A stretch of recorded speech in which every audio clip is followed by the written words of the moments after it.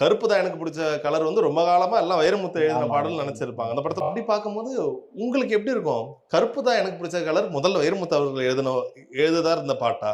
Sir இது ஏற்கனவே வந்து ஒரு பெரிய கவிஞர்கிட்ட குடுத்து, என்னுடைய தேவை வந்து அதுல இல்ல.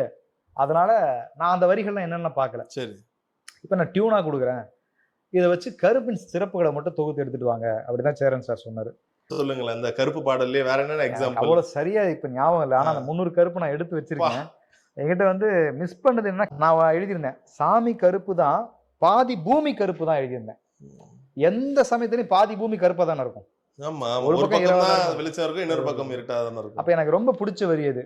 ஆனா அது வந்து மியூசிக்கலா இல்ல அப்படின்னு சொல்லி, சாமி கருப்பு தான், சாமி சிலையும் கருப்பு தான். எனக்கு கூட முரணா இருந்தது. ரெண்டும் ஒண்ணு தானங்க. சாமி கருப்பு தான் ஒண்ணு தான், சாமி சிலையும் கருப்பு தான் ஒண்ணு தான்.